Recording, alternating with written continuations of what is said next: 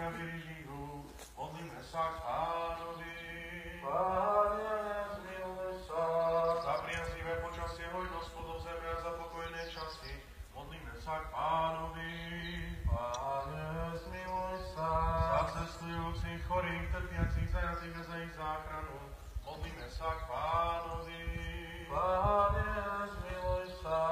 Za Božieho služobníka Viktora, za jeho blaženú pamiatku, za odpustenie všetkých jeho vedomých i nevedomých prehrešení, modlíme sa k Pánovi. Ideme k studničke. Pane, zmiluj sa. Aby obstál pred Kristom, Kristovým súdom, vošiel do krajiny živých, do vlasti svetla, kde v pokoji odpočívajú všetci spravodliví svätí. Modlíme sa k Pánovi. Pane, zmiluj sa. Za oslobodenie od všetkého nášho zármutu, hnevu a núdze, modlíme sa k Pánovi. Pane, zmiluj sa. Zastaň sa, spas nás, miluj sa, zachraň nás, Bože, svojou milosťou. Pane, zmiluj sa.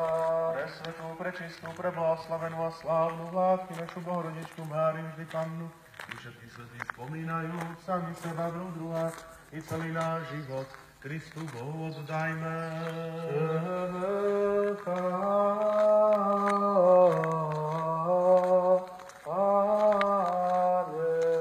Lebo Tebe patrí všetká sláva, česť a poklona Otcu i Synu i Svätému Duchu, teraz i vždycky i na veky vekov.